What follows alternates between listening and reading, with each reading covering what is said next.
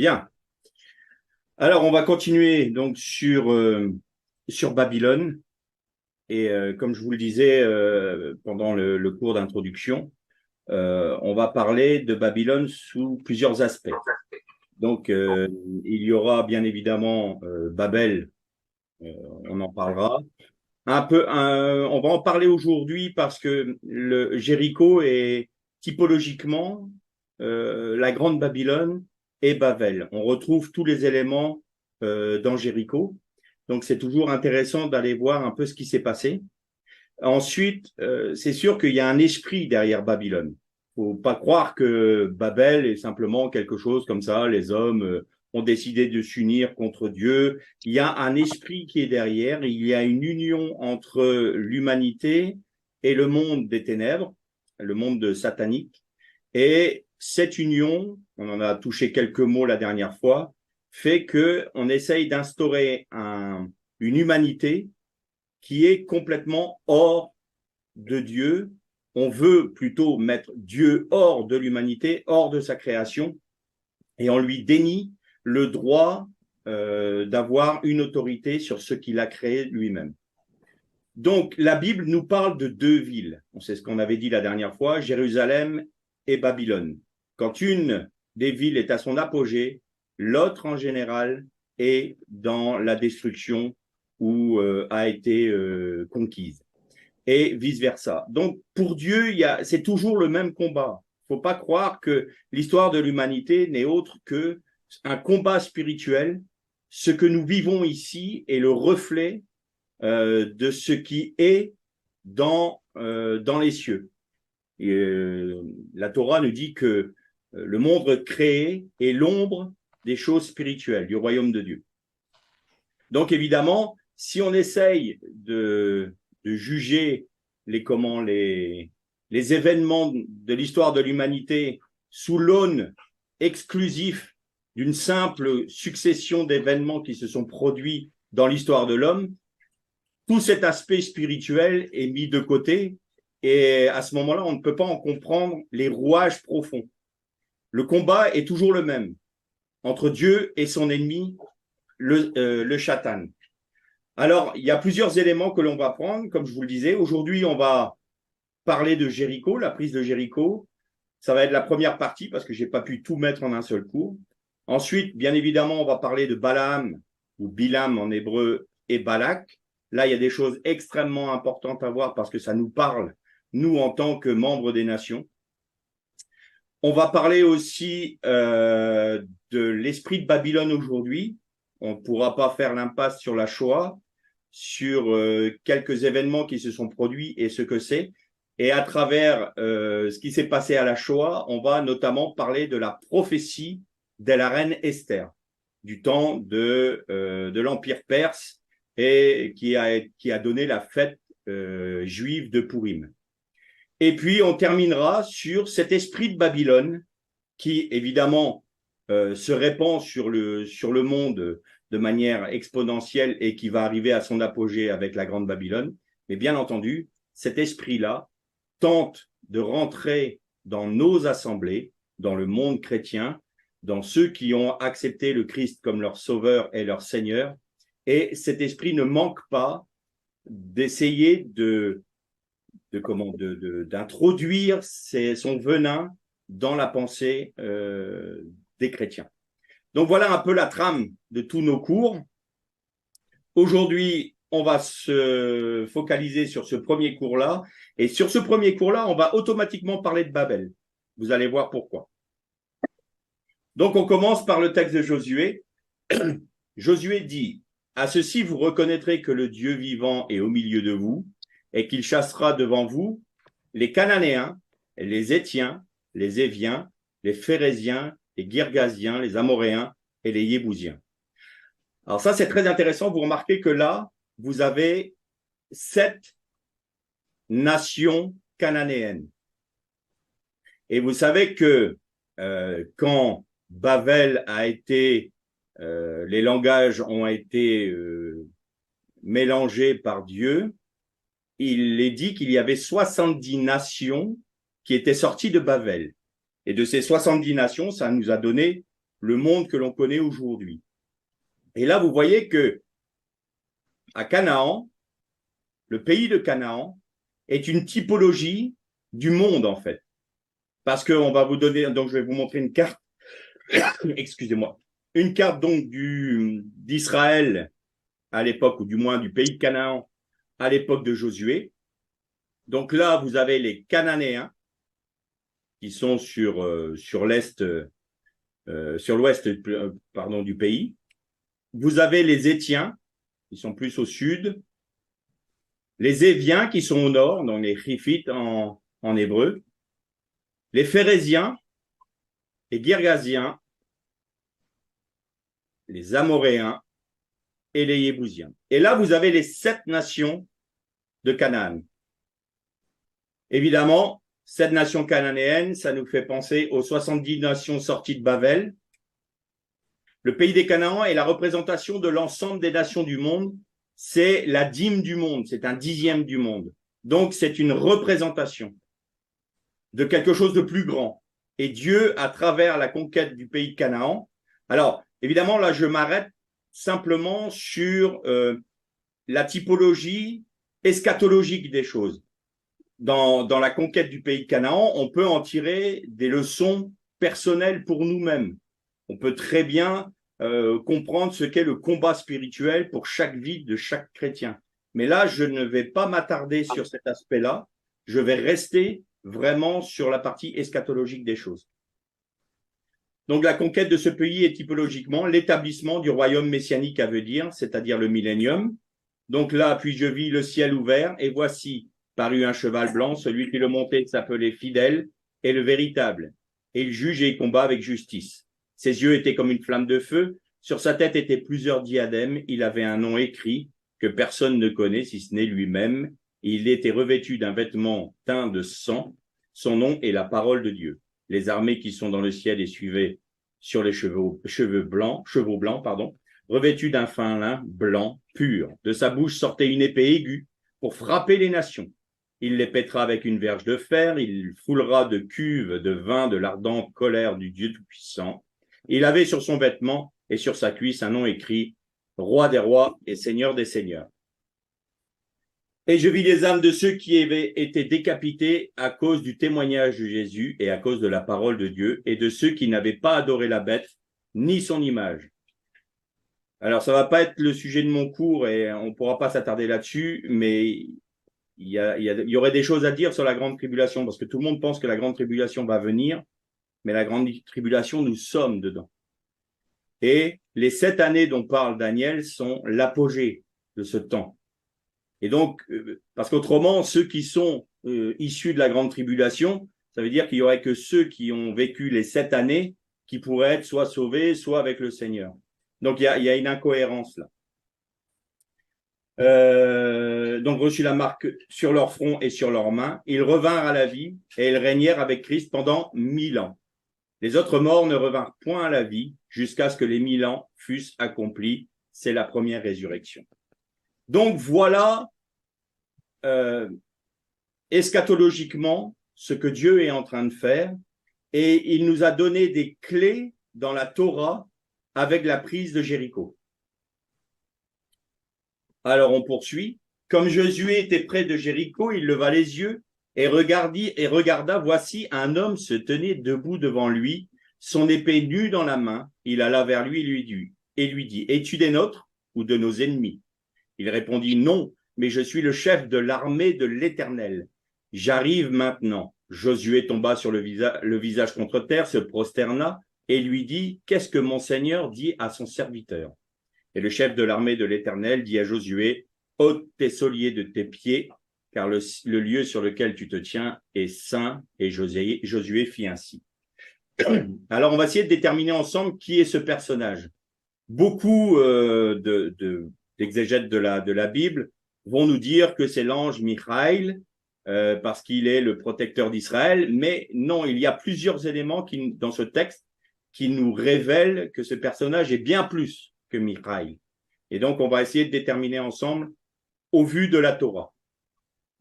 Donc, un homme se tenait debout, son épée nue à la main. Je suis le chef de l'armée de l'Éternel. Donc, les mots clés sont là. Chef et une épée nue. Josué tomba sur le visage en se prosternant. Donc ça, c'est important aussi pour déterminer qui est ce personnage. Et cette phrase que l'on retrouve notamment avec Moshe au buisson ardent, ôte les souliers de tes pieds, car le lieu sur lequel tu te tiens est un lieu saint. Donc, le mot chef en hébreu se dit sar, ça veut dire chef, prince, souverain. C'est un terme utilisé pour les autorités humaines et spirituelles. Donc, de sa bouche sortait une épée aiguë à deux tranchants. Ça, nous retrouvons cette notion-là dans le livre de l'Apocalypse. Dieu dit, n'approche pas d'ici, ôte les souliers de tes pieds, car le lieu sur lequel tu te tiens est une terre sainte. Donc, c'est le parallèle que je vous disais tout à l'heure avec Exode 3 pour Moshe. C'est moi, Jean, qui ai entendu. Alors, pourquoi j'ai mis ce texte-là? Pourquoi il se prosternait? Regardez bien. À un moment, Jean, dans la révélation du livre de l'Apocalypse, il y a un ange qui lui révèle des choses. Et qu'est-ce qu'il tente de faire? Il veut se prosterner devant l'ange pour l'adorer. Et donc, qu'est-ce qu'on voit comme réponse? Mais il me dit, garde-toi de le faire, je suis ton compagnon de service et celui de tes frères les prophètes et de ceux qui gardent la parole de ce livre, adore Dieu. Et là, ça nous donne un élément de réponse. Pourquoi? Parce que la seule personne devant qui nous pouvons nous prosterner, c'est Dieu. Celui qui a une épée nue et qui sort de sa bouche, c'est le Mashiach. Le chef, le prince d'Israël, c'est le Messie également. Et donc, cette notion de tes pieds, ôte les souliers de tes pieds, ça veut dire que Josué, à ce moment-là, rencontre Dieu lui-même. Rencontre qui? Le Messie. Donc, les quatre cornes qui se sont élevées. Donc, c'est pour ça que je vous mets ce texte-là, parce que ici, vous avez, à cause de sa prospérité et du succès de ses ruses, il aura de l'arrogance dans le cœur.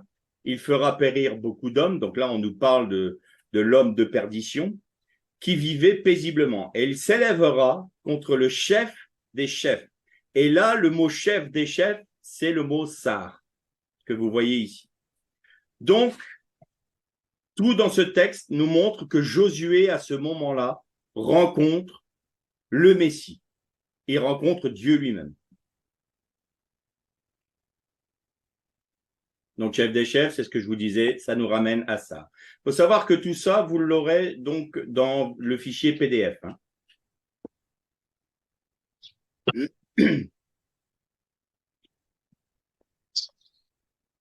Alors, hop, je fais ça. On poursuit. Jéricho était fermé et barricadé devant les enfants d'Israël. Personne ne sortait et personne n'entrait. L'Éternel dit à Josué, vois, je livre entre tes mains Jéricho et son roi, ses vaillants soldats. Alors là, il y a plusieurs choses à voir qui peuvent être très intéressantes pour nous. Jéricho.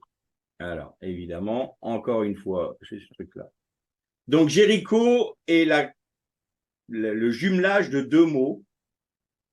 C'est Yarecha et Ir. Ir, c'est une ville, et Yarecha, c'est la lune. Littéralement, Jéricho, c'est la ville de la lune. Et vous allez voir que c'est important. Barricadé et fermé. Alors, les traductions ne peuvent pas être autres parce que c'est comme ça qu'on devrait le comprendre en français, du moins. Mais en hébreu, c'est assez intéressant parce que c'est Sogeret ou Seugeret, fermé de dedans. C'est littéralement, si on traduit mot à mot, c'est la ville était fermée de dedans. Donc c'est assez intéressant parce que il y a un aspect de verrouillage d'un système. Il y a une pensée de totalitarisme là-dedans. Il y a un enfermement des âmes, un enfermement des corps, et elle est barricadée. Donc là, je vous rappelle ce que l'on avait lu la dernière fois, vous savez, au sujet de Nimrod, qui avait bâti 4 villes, et Resen, entre Ninive et Calar, c'est la grande ville. Et donc, ça nous rappelle Babylone la Grande. Et que veut dire grande ville? Donc, Resen, ça veut dire bride ou muselière. Et là, ça nous parle de ça. La ville était enfermée de dedans, l'humanité était muselée et il y avait une bride sur eux pour les amener là où le dirigeant veut les amener. Il n'y a pas de liberté. Il y a un système totalitaire qui est mis en place. Et c'est ce dont nous parle le livre de l'Apocalypse au sujet de Babylone la Grande, quand il est dit que elle faisait commerce de tous les biens et elle faisait le commerce d'âmes et des corps. Il y a une volonté d'asservir les hommes, on pourrait dire aujourd'hui la pensée unique, vous n'avez pas le droit de sortir du chemin que l'on vous a balisé. Si vous en sortez, vous êtes ostracisé, vous pouvez être attaqué, et on commence à sentir pointer dans nos sociétés occidentales ce système qui se met en place. Donc son roi, là il n'y a pas beaucoup de traduction, c'est Meller. Meller c'est roi évidemment, mais donc c'est le roi de Yéricho. En hébreu on dit Yéricho. C'est le roi de Yéricho, c'est-à-dire l'homme impie. Ces vaillants soldats. Alors là, c'est les Gibors. Vous vous souvenez qu'on a vu ça dans le cours précédent. Les Gibors, c'est les hommes forts ou les héros. C'est traduit comme ça dans la Genèse, les héros. Mais ça peut être soit les héros de l'Éternel, soit Nimrod, par exemple, était un Gibor. Et quand les Néphilim sont venus sur la terre et qu'ils ont donné, ils ont engendré spirituellement des enfants aux femmes des hommes, il y avait, aux filles des hommes, pardon, il y avait les Giborim, c'est les héros d'autrefois. Et c'est exactement le même mot. Soldat, c'est intéressant.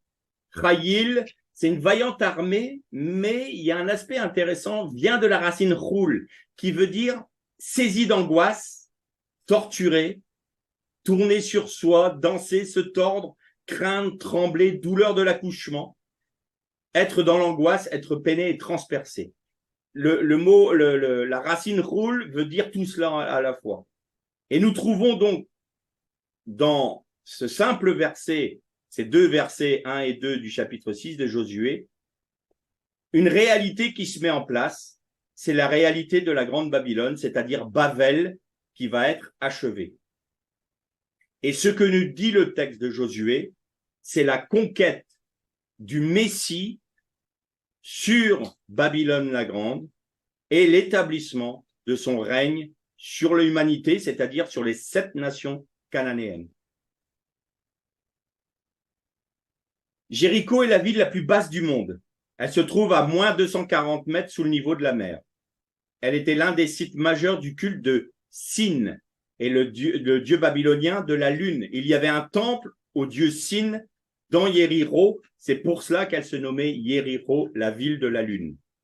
Près du temple de Sin se trouvait une tour de 8 mètres de haut environ et 9 de diamètre. On retrouve tous les éléments de Babel dans Yéricho. Vous avez l'enfermement, vous avez un roi, vous avez une armée de soldats qui est là pour apporter de l'angoisse, des douleurs, tourmenter et l'angoisse. Et vous avez cette fameuse tour qui est au milieu même de Jéricho et près du temple du dieu Sin. Jéricho est reconnue comme étant la plus vieille ville redécouverte au monde. Elle date approximativement de la même période que Babel. Donc, ce qui veut dire que au moment où les nations sont sorties de Babel, c'est une des villes qui a été construite à peu près en même temps. Elle est très rapidement, la ville de Jéricho a vu le jour après la dispersion des hommes sur la terre, après Babel. La divinité babylonienne de la lune Sin était liée avec Ishtar. Et là, vous allez voir qu'il y a la raison pour laquelle je dis que ça peut pénétrer dans le christianisme et inconsciemment dans nos milieux. Donc, cette déesse Ishtar était connue également sous le nom de Inanna. Cette dernière est la déesse de l'amour et de la sexualité. Son symbole est l'étoile, représentée souvent à l'intérieur d'un disque solaire. Cela nous rappelle le veau d'or et du culte d'Apis, Donc, on retrouve ça dans l'empire égyptien. On retrouve donc tous ces cultes-là issus de Babel. Et vous vous souvenez quand je vous ai dit qu'il y avait Adam qui avait écrit le livre de ses généalogies, de ses engendrements. Il avait écrit le livre des engendrements d'Adam et écrit le livre des engendrements du ciel et de la terre. Ça voulait dire qu'il a écrit un livre sur l'histoire de l'humanité et aussi sur l'histoire spirituelle, du monde spirituel. La tradition juive, les sages d'Israël disent que Nimrod, quand il a construit la ville de Babel avec la tour, a retrouvé le livre d'Adam. Et c'est de là qu'il a compris les mécanismes spirituels pour pouvoir invoquer les démons et ainsi établir une humanité et amener une humanité dans une unité contre Dieu, avec l'aide des démons. Et d'ailleurs, la femme de Nimrod était connue pour être très occulte, versée dans l'occultisme.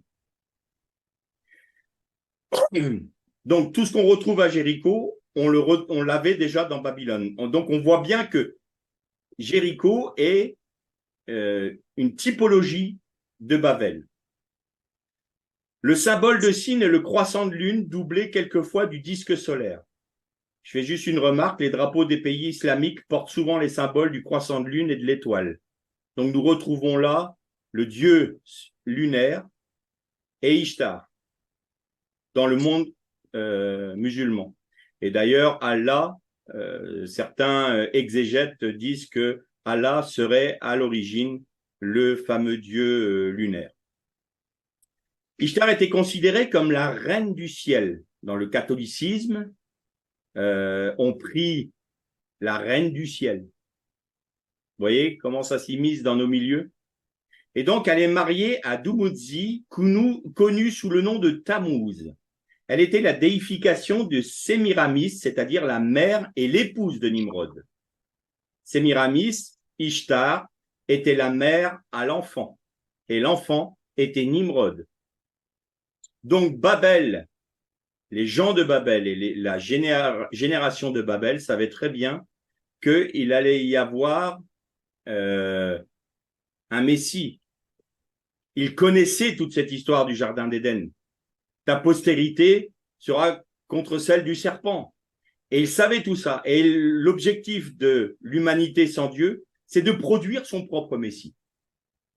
C'est d'amener sa propre déification. Et donc, ils ont déifié Nimrod. Tammuz Nimrod est le dieu de l'abondance qui meurt et ressuscite. Il est le berger du peuple. Donc, tout ça, on le retrouve dans des écrits. Et là, je vous l'ai mis un peu plus loin, je vous verrai dans les autres diapos. On retrouve tous ces écrits-là dans la mythologie babylonienne. Le mythe de Tammuz rappelle la mort du Messie et son culte était entré dans le temple de Jérusalem, tel que nous le dit le texte du livre d'Ézéchiel au chapitre 8 et au verset 14. Et il me conduisit à l'entrée de la porte de la maison de l'Éternel du côté du septentrion. Et voici, il y avait là des femmes assises qui pleuraient Tammuz, profanant ainsi le temple. En fait, c'était arrivé dans le peuple de Dieu, le peuple hébreu, où l'aspect messianique humain était rentré même dans le temple en le profanant. C'était vraiment l'huile d'onction sainte qui coulait sur la chair de l'homme. Le mot Tammuz veut dire littéralement rejeton de vie. Et là, vous savez qui est le Messie, le rejeton de Jacob, d'Ishaï. On retrouve toute cette symbolique-là.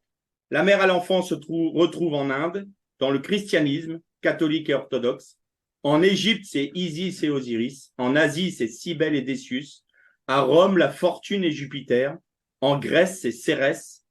On les a même trouvés au Tibet, au Japon et en Chine. Tout ce panthéon trouve son origine à Babel. On poursuit. Donc, nous retrouvons en Jéricho toute la nature spirituelle et humaine de Babel. Lorsque les hommes se dispersèrent à Babel, ils emportèrent avec eux la culture, les sciences occultes et la civilisation de Babel. Sur l'emplacement de cette dernière, c'est Babylone qui s'est édifiée. Les hommes de Babel fondèrent l'Égypte les briques, vous verrez que c'est intéressant ça aussi, Canaan, Yéricho et bien entendu les empires médo-perses, grecs, romains. Donc là, ce que vous avez entre guillemets, pas entre guillemets, mais en italique, c'est c'est un extrait d'un livre, Les deux Babylones d'Alexandre Hislop. Donc je vous les laisserai lire, vous verrez que, parce qu'autrement le cours risque d'être un peu long, et vous allez retrouver tout ce qu'on dit là. Il y a toutes les significations qui y sont écrites. Donc je continue, bien sûr. Hein. Personne ne fut mêlé à la mort de Nimrod plus que sa femme Sémiramis. Sortie d'une humble condition, elle s'est élevée au point de partager avec lui le trône de Babylone. Bien que la mort de son mari ait donné un rude choc à sa puissance, son orgueil et son ambition ne se découragèrent pas, bien au contraire. Vivant, son mari fut honoré comme un héros. Mort, elle le fera adorer comme un dieu. Bien plus comme la semence promise à la femme, qui était destinée à écraser la tête du serpent, et qui, dans cette victoire, devait avoir aussi le talon écrasé. Les patriarches de l'ancien monde en général connaissaient parfaitement la grande promesse faite autrefois en Éden. Et ils savaient bien que l'écrasement du talon de la semence promise impliquait la mort du vainqueur, et que la malédiction ne pouvait être ôtée de dessus le monde que par la mort du grand libérateur. On en retrouve des traces chez tous les peuples. Les Grecs représentaient leur grand dieu Apollon comme égorgeant le serpent Python. En Égypte, en Inde, en Scandinavie, au Mexique, on trouve des allusions évidentes à cette même vérité. Le mauvais génie des adversaires du dieu égyptien Horus est souvent représenté sous la forme d'un serpent dont il perce la tête avec une épée. On trouve la même fable en Inde où le serpent est écrasé par Vishnu. Et le dieu scandinave Thor écrasa, dit-on, avec sa massue, la tête du grand serpent. En Grèce, encore, dans l'histoire classique de Paris et d'Achille, nous avons une allusion évidente à cette partie de la promesse concernant l'écrasement du talon du vainqueur. Achille, fils unique d'une déesse, était vulnérable partout, excepté au talon.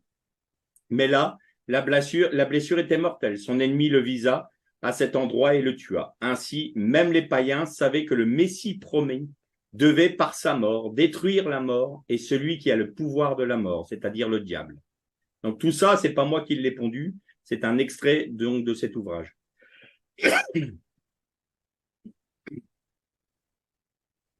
Ce que Dieu a dit à Adam dans le jardin d'Éden est resté gravé dans la mémoire de l'humanité. Les sages d'Israël nous disent que lorsque Nimrod fit creuser les fondations de la tour de Babel, c'est ce que je vous disais tout à l'heure, il retrouva le livre des engendrements d'Adam et de la terre et des cieux. C'est ainsi qu'il peut demander l'aide des esprits démoniaques pour se rebeller contre Dieu en s'unissant spirituellement avec eux. Connaissant leur nom, inscrit dans le livre qu'Adam avait écrit, il pouvait avoir une influence sur eux. Qu'est-ce qui nous permet dans la Torah de dire cela? Lorsque Jacob demanda le nom de l'ange qui luttait avec lui dans la grotte, celui-ci ne lui donna pas, car cela signifiait que Jacob voulait avoir une autorité sur lui. Or, la victoire de Jacob résidait dans sa défaite à ce moment-là. Le tendon de sa hanche fut frappé, c'est-à-dire la partie la plus dure de son être. Et là, sur un plan spirituel, c'est notre moi qui doit être sur la croix et mourir pour que Christ puisse vivre en nous. Babylone est l'archétype de la civilisation humaine rebelle à Dieu. Elle s'empare des paroles que Dieu a données dans le jardin d'Éden et veut les accomplir par elle-même. De ce fait, elle est la reine de l'idolâtrie. Sa culture répandie dans l'ensemble de l'humanité et des différentes civilisations. Là, je reprends encore un texte et dans l'ouvrage dont je vous ai parlé. L'Avesta est le livre sacré de l'Iran ancien. René Guénon mentionne deux arbres de la tradition avestique. L'arbre Aoma blanc, paradisiaque, et l'arbre Aoma jaune, arbre de vie. La liqueur extraite de cet arbre sacré se nomme également Aoma. C'est un breuvage d'immortalité comparable au Soma ou Amrita dans la doctrine védique de l'Inde ancienne. Dans le monde entier, on rencontre le thème mythique de l'arbre ou du végétal sacré. On imagine le microcosme, petit monde, à l'image du macrocosme, le grand monde, l'univers. Et l'arbre sacré représente le centre du monde, qui soutient l'univers. ce thème remonte très loin dans le temps, depuis les âges très reculés. Il semble que l'arbre exprime une théophanie, c'est-à-dire une apparition de Dieu, enfin, ou du moins une manifestation de Dieu. C'est-à-dire une apparition, bah oui, une manifestation divine ou cosmique. Les premières mentions d'un arbre de vie, d'après les recherches actuelles, se fit en Mésopotamie dans la description de la demeure du dieu Enki. Enki vivait dans la ville sainte terrestre d'Eridu. Près de sa demeure s'élevait un arbre merveilleux, un kishkanou noir. C'est les racines de kishkanou plongées jusqu'au centre de la terre et son feuillage avait l'éclat du lapis lazuli qui projetait alentour une ombre épaisse comme celle d'une forêt profonde. Vous voyez que vous retrouvez même la pensée de l'arbre de la vie dans toutes les civilisations. On voit bien que toute l'humanité a un passé commun. On est tous dans le souvenir de ce qui a été au Jardin d'Éden. Dans l'épopée de Gilgamesh, il existe une mention d'un arbre appelé Ulupu, mais qui n'a pas vraiment les caractéristiques d'un arbre de vie. Néanmoins, il a une place importante dans la légende, surtout pour la grande divinité Inanna Ishtar, j'ai oublié le R. Des années passèrent, donc ça c'est des extraits de l'épopée de Gilgamesh. Des années passèrent et il finit par devenir grand, mais lorsqu'Inanna voulut l'abattre, elle s'en trouva fort empêchée. Le serpent avait fait son nid au pied de l'arbre. L'oiseau Imdugud avait installé ses petits au sommet et Lilith avait construit sa maison dans les branches. Ce que, voyant la jeune déesse, d'habitude si gaie, se mit à verser des larmes amères. Nous retrouvons cette fameuse Lilith, donc c'est la reine de la nuit, on pourrait dire, dans la Bible. Là se rencontreront chats sauvages et chiens sauvages. Là, les satyres se donneront rendez-vous. Là, Lilith elle-même établira son gîte et trouvera une retraite tranquille. Ésaïe 34.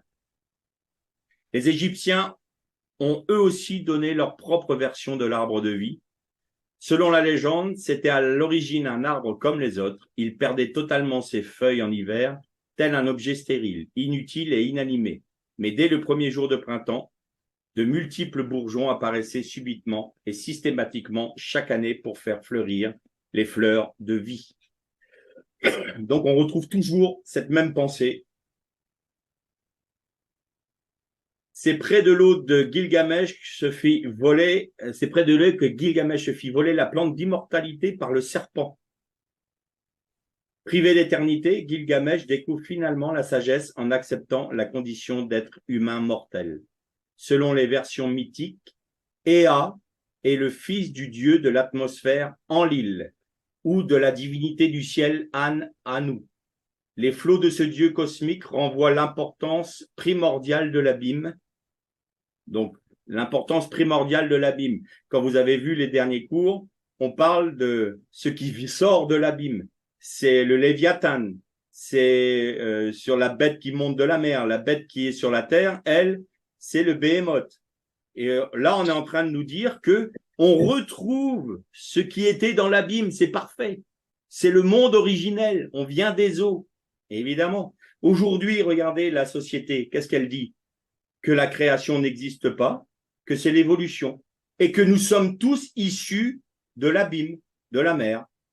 Eh bien, on retrouve cette pensée-là.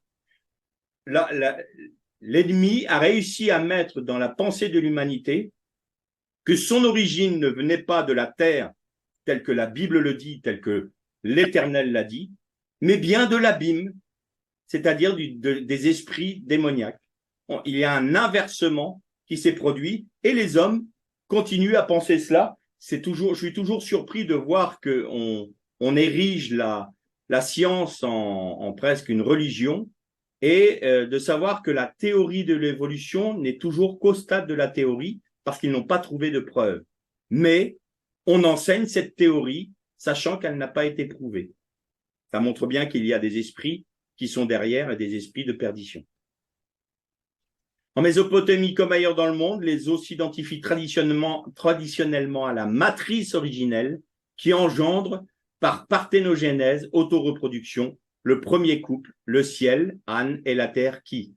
Anéki s'unissent et engendrent le dieu de l'atmosphère, Enlil. Le mythe des 7 sages raconte que les sages carpes brillantes de la mer sont au nombre de 7. 7 sont les sages nés pour assurer le bon fonctionnement du ciel et de la terre. Ces maîtres du savoir se rattachent à l'art des scribes, comme le précise encore le poème d'Héra, dieu des enfers. Les 7 sages de l'abîme, semblables à Ea, leur père, sont doués grâce à lui d'une intelligence sublime.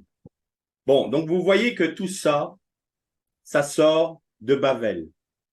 Et que toute cette mythologie babylonienne, cette mythologie akkadienne, vient de ce que Adam a transmis à ses enfants et de ce souvenir qu'il y avait au Jardin d'Éden.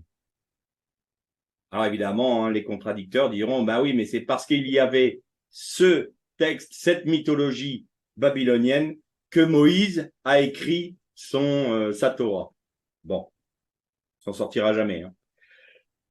Donc, qu'est-ce qu'il y avait au niveau de l'abîme? Les 4 principales puissances qui agissent dans l'histoire de l'humanité. Donc, vous avez Tohu, Vohu, Rocher, Théom.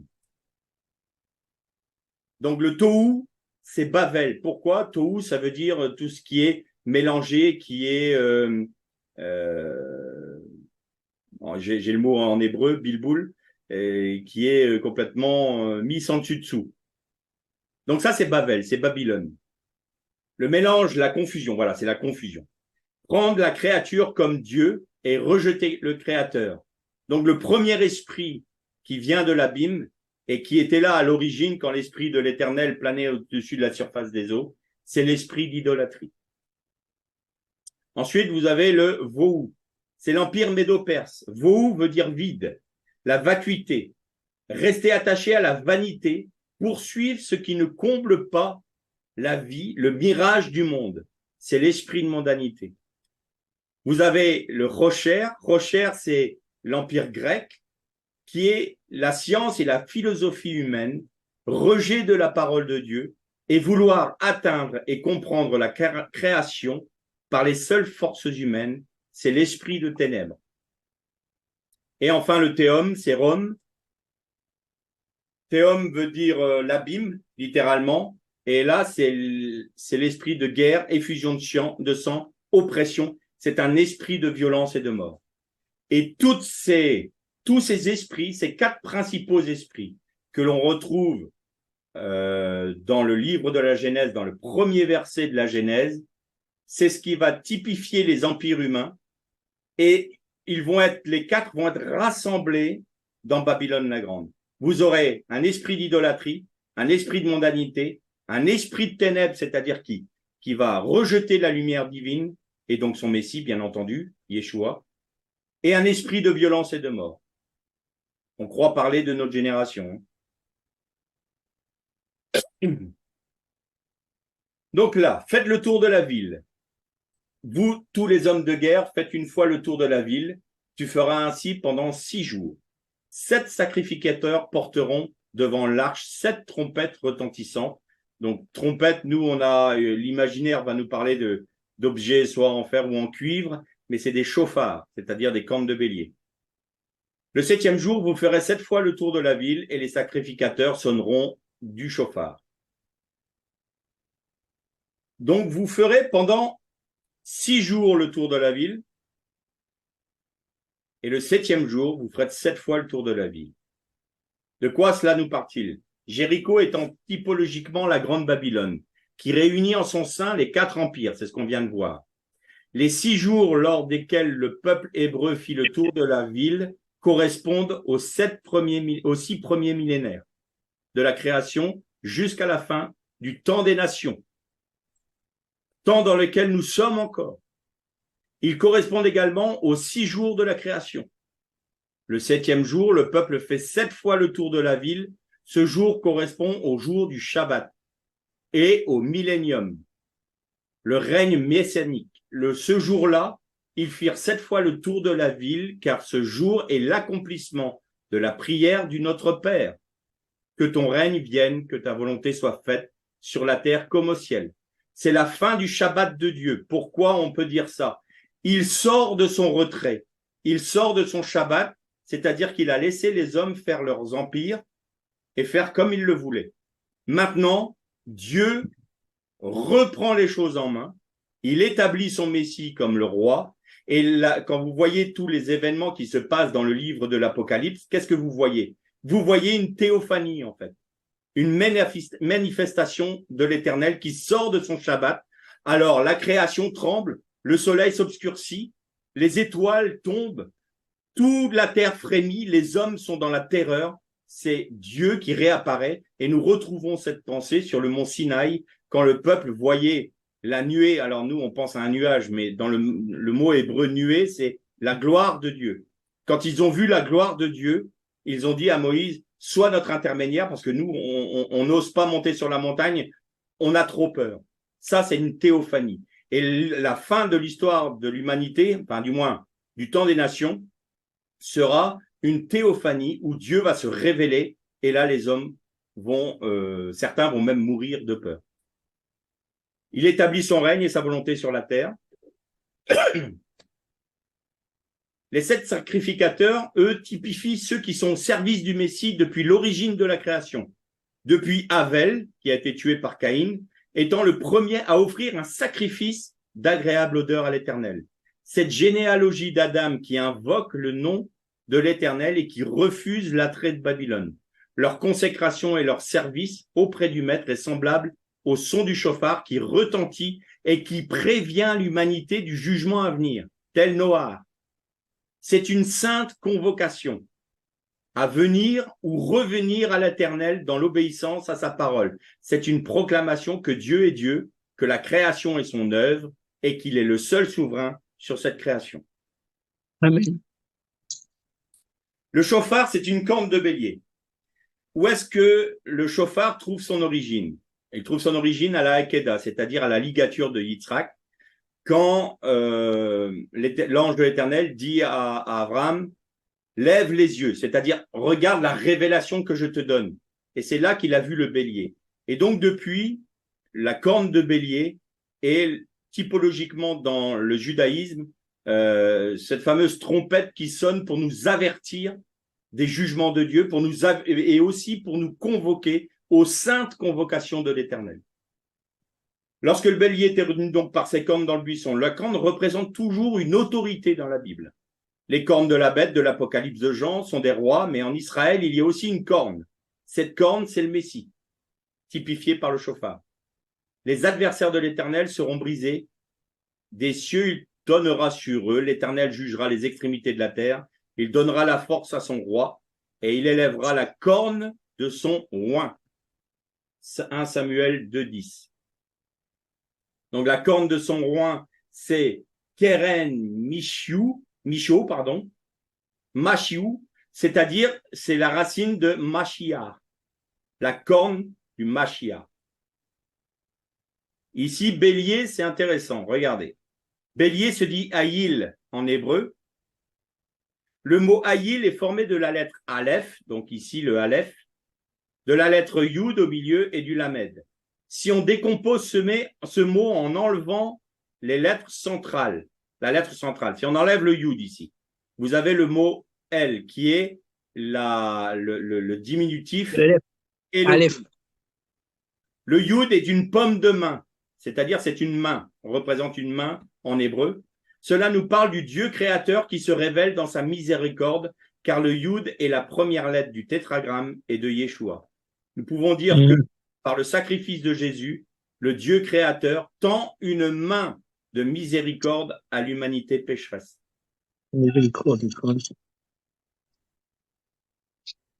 Josué, fils de Nun, appela les sacrificateurs et leur dit « Portez l'arche de l'alliance et que 7 sacrificateurs portent 7 trompettes retentissantes devant l'Éternel. » Et il dit au peuple « Marchez, faites le tour de la ville et que les hommes armés passent devant l'arche de l'Éternel. » Lorsque Josué eut parlé au peuple, les sacrificateurs qui portaient devant l'Éternel les 7 trompettes retentissantes se mirent en marche et sonnèrent des trompettes. L'arche d'alliance de l'Éternel allait derrière eux. Les hommes armés marchaient devant les sacrificateurs qui sonnaient des trompettes et l'arrière-garde suivait l'arche. Pendant la marche, on sonnait des trompettes. Josué avait donné cet ordre au peuple, vous ne crierez point, vous ne ferez point entendre votre voix et il ne sortira pas un mot de votre bouche jusqu'au jour où je vous dirai, poussez des cris, alors vous pousserez des cris. Qu'est-ce qu'on peut trouver comme enseignement dans ce texte? Déjà, Josué. Josué, c'est le mot plein de Yeshua. C'est Yehoshua en hébreu. L'arche d'alliance de l'Éternel, elle est derrière eux. Donc là, ce que je vous disais, Josué, Yehoshua, c'est le nom complet de Yeshua. À l'origine, Josué s'appelait Oshéa, Osée, qui veut dire salut, sauve. C'est Moïse qui l'appela Yehoshua, c'est-à-dire l'Éternel est mon salut. L'arche d'alliance représente la personne du Messie et toute son œuvre. Il y avait en son sein la sacrificature, le bâton d'Aaron, il y avait la manne cachée, la manne, et il y avait les tables de la Torah.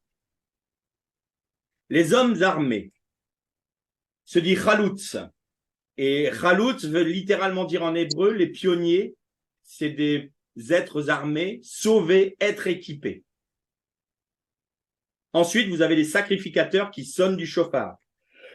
Les 7 sacrificateurs représentent la plénitude du sacerdoce messianique, selon l'ordre de Melchizedek. Ils sonnent du chauffard. L'Éternel parla à Moïse et dit, parle aux enfants d'Israël et dit, le 7e mois, le 1er du mois, vous aurez un jour de repos, publié au son des trompettes. C'est une sainte convocation. Là, c'est important aussi. Le psaume de David parle de l'Éternel à mon Seigneur. Assieds-toi à ma droite jusqu'à ce que je fasse de tes ennemis ton marchepied.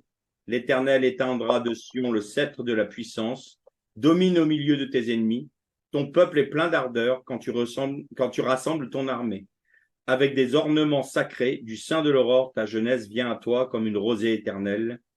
L'Éternel l'a juré, et il ne s'en repentira point. Tu es sacrificateur pour toujours à la manière de Melchizedek. Le Seigneur à ta droite brise des rois au jour de sa colère. Là, on nous parle de la prise de Jéricho. Donc, publier se dit Zikron, qui veut dire souvenir ou mémoire. Donc, Zikron, quand l'Éternel dit à Moïse, tu vas publier ça, c'est-à-dire, tu vas te souvenir.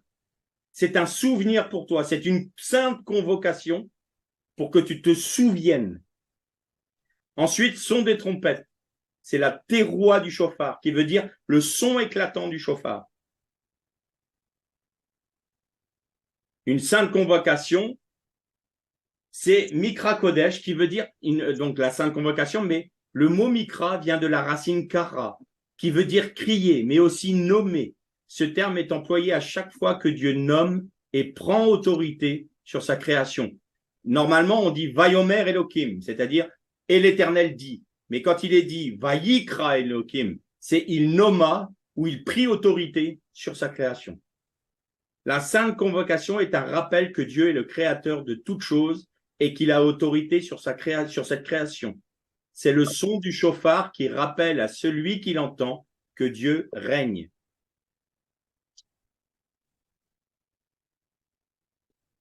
L'arrière-garde, c'est Asaph, qui veut dire réunir, rassembler, moissonner, emporter, enlever, retirer. Et donc là, vous avez tout. Vous avez Yeshua, vous avez l'arche d'alliance, c'est-à-dire la personne et l'œuvre du Messie. Vous avez l'avant-garde qui correspond à toute cette nuée de témoins qui ont toujours voulu rester dans la pensée de Dieu et ne pas accepter Babylone dans leur vie. Vous avez les sacrificateurs qui représentent toute la sacrificateur messianique qui sonne du chauffard, c'est-à-dire de la parole de Dieu. Et c'est une sainte convocation pour celui qui veut l'entendre. Et l'arrière-garde, c'est ceux de la dernière génération. C'est le moment où l'Éternel va rassembler ses enfants, réunir, et ça va être la moisson. On retrouve cette pensée-là dans les évangiles. Donc c'est emporter, enlever, retirer.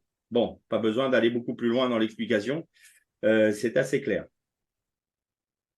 Car j'ai reçu du Seigneur, et c'est là que ça va être intéressant, car j'ai reçu du Seigneur ce que je vous ai enseigné, c'est que le Seigneur Jésus, dans la nuit où il fut livré, prit du pain, et après avoir rendu grâce, il rompit et dit, ceci est mon corps qui est rompu pour vous, faites ceci en zikron, en mémoire de moi. De même, après avoir soupé, il prit la coupe et dit, cette coupe est la nouvelle alliance en mon sang, faites ceci en mémoire de moi toutes les fois que vous en boirez. Car toutes les fois que vous mangez ce pain, que vous buvez cette coupe, vous annoncez la mort du Seigneur jusqu'à ce qu'il vienne. Donc, quand on prend la Sainte Seine, quand on prend le Saint Repas, c'est une réponse à la Sainte Convocation. C'est zikron, c'est publier, c'est faire la mémoire de quoi? La mémoire du sacrifice de Jésus. Alors, on annonce non seulement aux hommes, mais aux autorités spirituelles que Christ est mort sur la croix pour le rétablissement de toutes choses et le rétablissement du règne de Dieu sur sa création. Lorsque nous prenons le Saint Repas, nous témoignons que nous entendons la teroua du chauffard et nous répondons à la sainte convocation du Seigneur en mémoire, zikron, de son œuvre à la croix, et nous prophétisons l'établissement de son règne. Ça englobe ça aussi, la Sainte Seine. Josué, fils de Nun, donc ça c'est toujours le même texte, les sacrificateurs qui sonnaient des trompettes. Donc on reprend ce qu'on a vu tout à l'heure, ce qu'on vient de voir, pardon. Voilà 2 chauffards. Donc vous avez le grand chauffard et vous avez le petit. Vous voyez les formes incurvées. Alors à quoi correspond le chauffard? Les sages d'Israël nous disent que par sa forme, le chauffard représente la parole de Dieu qui descend vers les hommes et remonte à Dieu. Et ça fait écho au texte d'Ésaïe qui dit « Ainsi en est-il de ma parole qui sort de ma bouche, elle ne retourne point à moi sans effet, sans avoir exécuté ma volonté et accompli mes desseins. » Et pour sonner le chauffard, il fallait souffler dedans pour appeler le peuple à la sainte convocation. Le souffle, qu'est-ce que c'est? C'est le Saint-Esprit, l'Esprit de Dieu qui passe dans sa parole pour la révéler. Si vous voulez, le chauffard étant la parole de Dieu, l'Esprit de Dieu passe dans la parole et nous la révèle. C'est par révélation que nous comprenons la parole. Autrement, c'est un chauffard, mais il ne produit pas de son. Et quand nous entendons donc la teroua du chauffard, en fait, nous sommes éveillés à l'appel de Dieu. Quand l'Esprit de Dieu souffle sur sa parole et nous la révèle, nos yeux s'ouvrent, nos oreilles s'ouvrent, nous comprenons la parole, nous entendons l'appel de Dieu, c'est la teroua du chauffard, c'est-à-dire la sainte convocation à son appel. On va reprendre le mot azaf, qui veut dire réunir, rassembler, moissonner, emporter, enlever, retirer. Voici, je fais de toi un traîneau aigu, tout neuf, garni de pointes. Tu écraseras, tu broieras les montagnes et tu rendras les collines semblables à de la balle. Alors ça, c'est intéressant parce que ça nous parle de la moisson. Donc, traîneau aigu, vous savez qu'à l'époque de l'Ancien Testament, ce qu'on appelle l'Ancien Testament, mais bon, c'est les Écritures ou le Tanakh, ce que l'on faisait, c'était un traîneau en bois et on enchâssait soit des pierres dans ce traîneau, des pierres en silex, soit des bouts de métaux.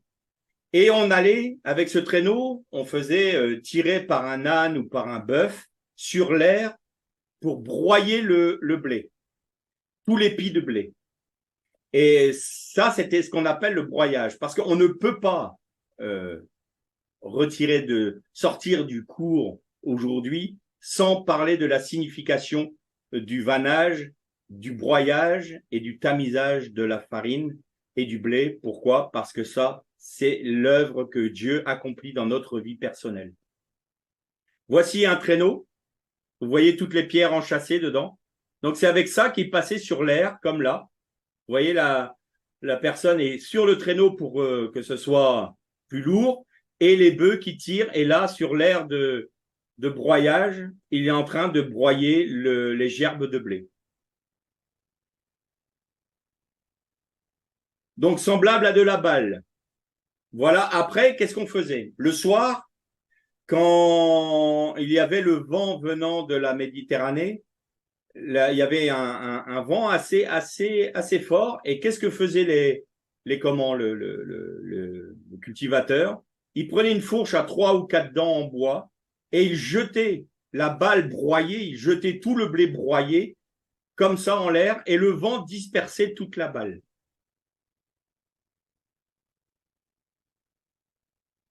Donc, car ainsi m'a parlé le Seigneur, va, place la sentinelle, qu'elle annonce ce qu'elle verra. Elle vit de la cavalerie, des cavaliers 2 à 2, des cavaliers sur des ânes, des cavaliers sur des chameaux, et elles étaient attentives, très attentives. Puis elle s'écria comme un lion, Seigneur, je me tiens sur la tour toute la journée, et je suis à mon poste dans les nuits. Et voici, il vient de la cavalerie, des cavaliers 2 à 2. Elle prit encore la parole et dit, elle est tombée Babylone la grande, et tous les images des dieux sont brisées sur terre. Ô mon peuple, qui a été battu comme du grain dans mon air. Et donc, c'est de ça dont te parle le Seigneur. Nous, pendant que Babylone la grande est en train de s'ériger, est en train de d'achever la tour de Babel et la ville de Babel, nous sommes comme broyés et criblés par le Seigneur. Nous sommes dans l'ère du Seigneur où nous sommes broyés et criblés. Les serviteurs du maître de la maison vinrent lui dire, Seigneur, n'as-tu pas semé une bonne semence dans ton champ? D'où vient donc qu'il y a de l'ivraie? Il leur répondit, c'est un ennemi qui a fait cela. Et les serviteurs lui dirent, veux-tu que nous allions l'arracher? Non, dit-il, de peur que l'en arrachant l'ivraie, vous ne déraciniez en même temps le blé. Et là, c'était à ce moment-là que se séparait le blé de l'ivraie. Et ce que beaucoup de chrétiens ne comprennent pas, c'est que le méchant arrive à prospérer pendant que celui qui se consacre au Seigneur, eh ben, il subit, lui, le broyage. Et il se dit, mais Seigneur, j'ai livré ma vie pour toi, je t'ai tout donné, et tu es en train de me broyer pendant que je vois le méchant en train de prospérer. Eh bien, moi, je suis dans la difficulté. Moi, je suis dans l'épreuve. Moi, je suis broyé. Et vous avez noté, ça nous parle d'Asaph. Et ce fameux Asaph, le prophète Asaph qui a écrit des psaumes et qui a dit, je regardais le méchant prospérer, il s'en est fallu de peu pour que je l'envie et que je succombe à être comme le méchant. Mais le Seigneur m'a montré sa fin. Et quelle était la fin du méchant? Eh bien, c'est ça, le broyage, le vannage. C'est-à-dire que l'ivraie va être séparée du bon grain. Mais cette œuvre de broyage et de vannage est en train de s'accomplir déjà pour le chrétien, déjà pour celui qui a reconnu le Messie.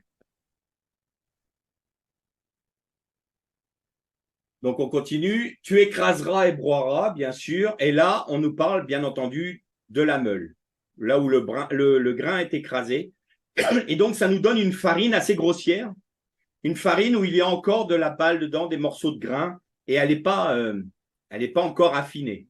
Mais déjà le travail de mise en farine est déjà bien avancé. Donc le Seigneur dit, Simon, Simon, Satan vous a réclamé pour vous cribler comme le froment.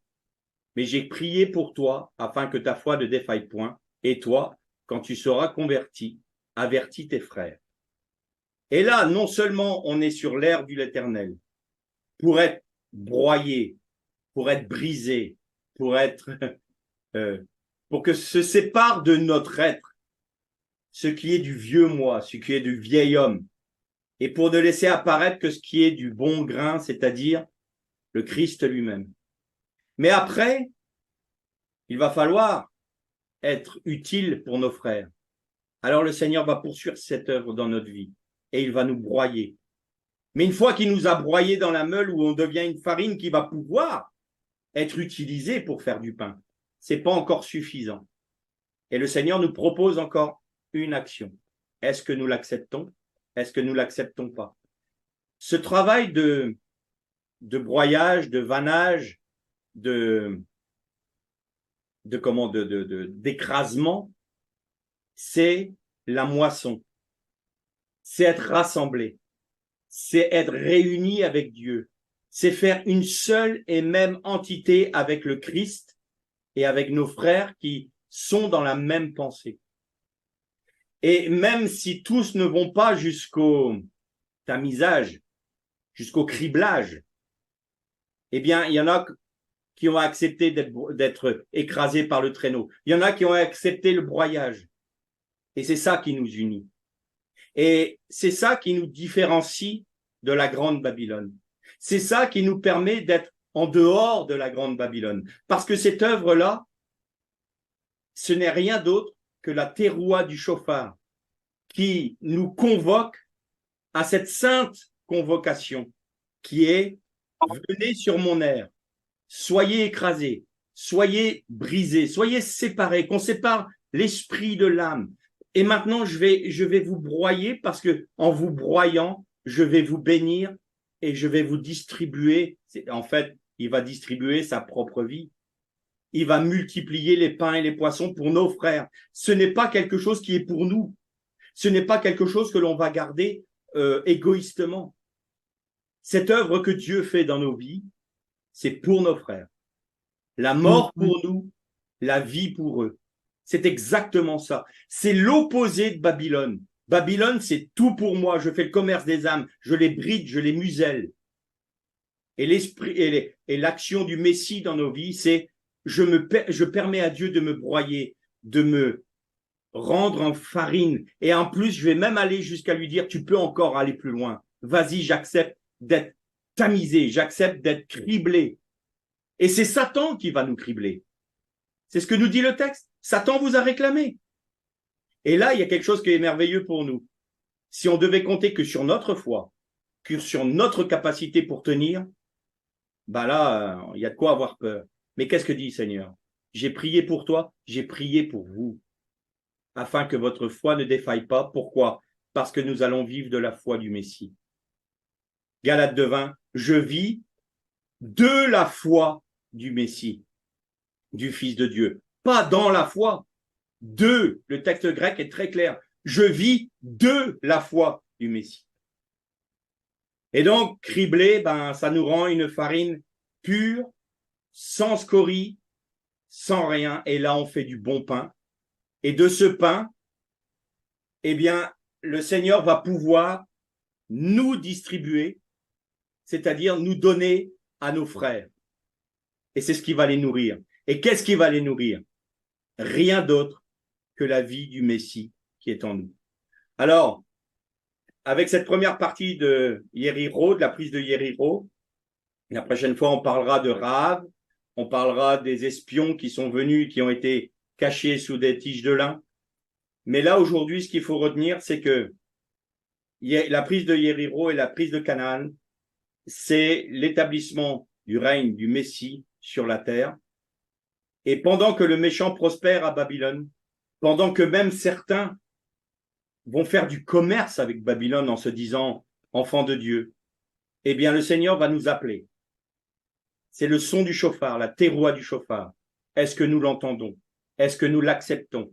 Est-ce que nous acceptons de nous rendre à cette sainte convocation, c'est-à-dire rentrer sur l'air de l'Éternel afin d'être écrasé, d'être broyé et d'être criblé?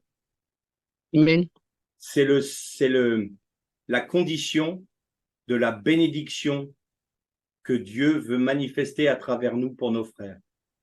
Parce qu'autrement, si on donne, on essaye de faire du pain avec une gerbe, avec de la paille et de la balle, il va être immonde. Mais même là encore, si on a un pain qui est fait avec de la farine juste broyée sans être tamisé, certes, ça sera nourrissant, mais il y aura des scories dedans. Ça va agacer les dents.